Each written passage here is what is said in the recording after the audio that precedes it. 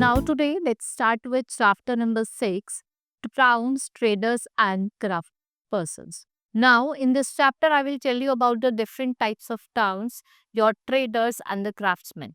So, in South India, we get reference, अगर हम South India की बात करें, we get references of Patinam, Emporia, and Valapuram coastal town. In between two were Nagrams, which were which could loosely to be equated with Kasbas of North India and Deccan.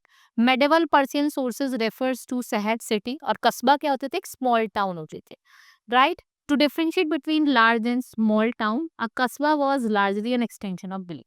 जो कस्बा होता था कि village का ही क्या होता था, extension होता था. Now let's study the types of town. Although medieval period क्या था, progress करता था and towards the stability and emergence of new towns and cities that have distinctive features. The four major types of towns are as follows. What are these four major towns? That is court town or administrative town.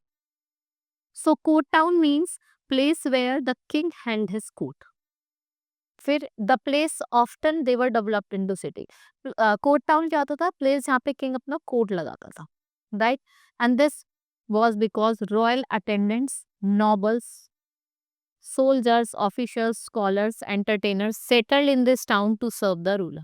And their needs created demands. जिनकी needs थी उसने demand create करी various things की, and this attracted various craft person and traders. Various workshops were set up, learning and cultural activities also flourished. जितनी भी cultural activities थी, learning activities, they were getting flourished. And all these factors contributed to development of court town. इससे क्या हुआ, जितने भी court town थे उनका डेवलपमेंट हुआ. It was also administrative centre. देखो कोर्ट टाउन के साथ साथ ये एडमिनिस्ट्रेटिव सिस्टम भी था, राइट? जैसे आपके Tanjore, Madurai, Kanchi, Badami, Dwarasamudra in South India, Delhi, Ajmer, Kannauj, Agra, Fatehpur Sikri, Lahore जो कहते हैं north India. Then we have temple town, towns of South India, जैसे आपकी मदुराई हो गई, तिरुपति हो गया, कांचीपुरम हो गया. What are these are the temples of South India. और जो डेवलपमेंट था इन टाउन्स का, आप देखेंगे ये किस पे डिपेंड था.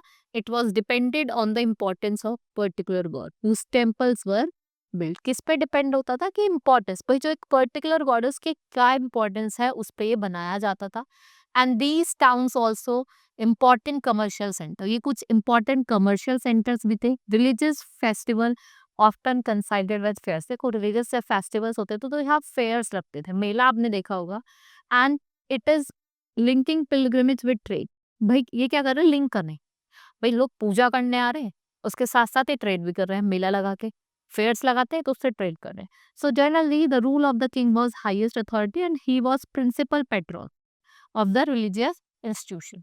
The relationship that he had with other groups and classes determined their place in the society और टाउन कि उनकी प्लेस क्या थी, सोसाइटी और टाउन में उनकी प्लेस क्या होती थी वो उसको डिटरमाइन करता है.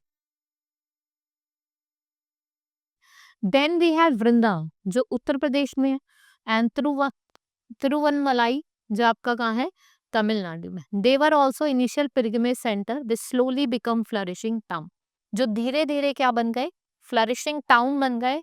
और अजमेर जो क्या था आपका कैपिटल था चौहान राजपूत का, had administrative and political importance. इनका क्या था, एडमिनिस्ट्रेटिव इम्पोर्टेंस भी था और पॉलिटिकल इम्पोर्टेंस भी था.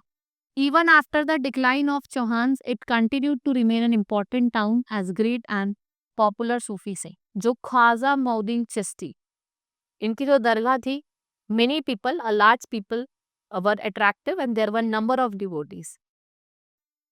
Now let's talk about the, आप अमृतसर अगर हम पंजाब की बात करें तो सिख लोग जाते हैं ना आपका गोल्डन टेम्पल, जो आपके गोल्ड से कवर्ड है.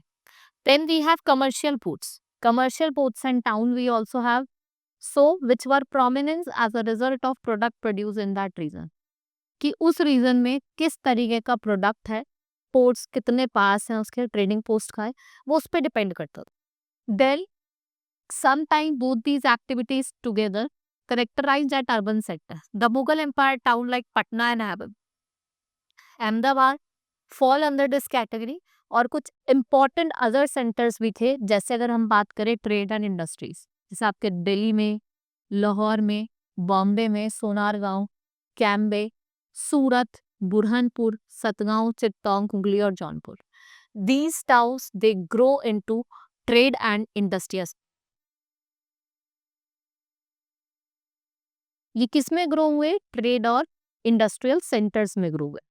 एंड द कोस्टल टाउन, जितने भी कोस्टल टाउन है, they developed into booming industrial centres with large population. In this types of towns, markets were properly laid and shops were found on both side of main road. आपको जो shops हैं वो both side, दोनों side, main road की दोनों side देखने को मिलेंगी. Many of these markets specialize in a particular commodity, like in Agra, लोहा गली मतलब आयरन ऑब्जेक्ट. देन आपको चीनी टोल मतलब शुगर नगरी, गला मंडी ग्रेन मार्केट, दाल मंडी, साबुन कतरा सोम मार्केट, नीलपारा इंडिगो मार्केट. इन दिल्ली जो आपका जोम बाजार है, जैसे हम कहते हैं ज्वेलरी, सब्जी मंडी वेजिटेबल मार्केट, चूड़ी वाला बैंगल्स के लिए, Paharganj was for the wholesale market. जो ग्रेन्स का होलसेल मार्केट होता है उसको हम क्या कहते हैं? Paharganj. Then the important feature of this town was presence of sarais which were handling places of merchant. जो सराइज होती थी ये हैंडलिंग प्लेसेस होते हैं मर्चेंट्स की. And even the smallest town had one. The larger town like Delhi, Agra, Patna, Lahore और Ahmedabad, they had sarais by the dozen. यहाँ पे डजन्स में होती थी sarais. So Kabul present day Afghanistan become politically and commercial important from 16th century onwards. और जो आपका काबुल है और खानदार है, they were link to the famous silk route. Mainly horses were used to trade through this route, and camels were used to carry dried fruits, dates, carpets, silk, and your fresh fruit from the Kabul to the subcontinent. And slaves were also brought here for sale. और slaves को भी लाया जाता था बेचने के लिए. Then we have traders and craftsmen. जो traders थे और जो merchants थे, they were extremely wealthy at that time, right? They were earning huge profit from their traders, and Cambay was great city. जो सबसे great city थी वो यहाँ की क्या थी? कैम्बे थी.